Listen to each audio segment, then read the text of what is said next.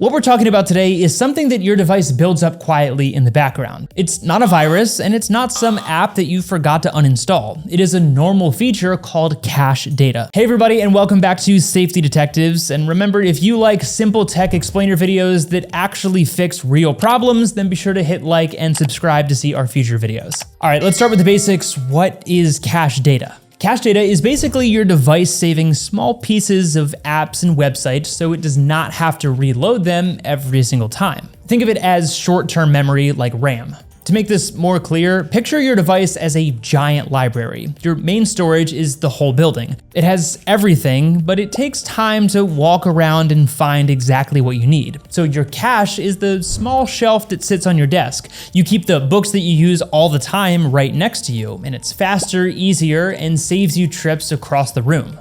Your device is great at saving things to that desk shelf, but it's not great at cleaning the desk out when those things get old and unused. So the big question is, how do you clean out that cache data without causing a bunch of problems? Well, there's two simple ways to reset the desk. You can either clean it yourself, or you can let a tool handle it for you. First, the manual way. Every device has a built-in option to clear cache data. On a computer, you can clear browser cache and temporary files, or on a phone, you can clear the cache for specific apps, or through the storage settings themselves. And this gives you control, but it also means digging through menus and knowing what is safe to remove. And as you can probably guess, if you delete the wrong things, you might create a lot of problems by wiping logins or app settings. So instead of turning this video into a long walkthrough, we have a separate step-by-step guide that shows you exactly how to do this safely. You can click it using the card that'll be on screen after this video if you want that manual method. But then there's of course the automated method. Cleaning apps can scan your system and remove old cache files, temp files, and leftover junk with one click.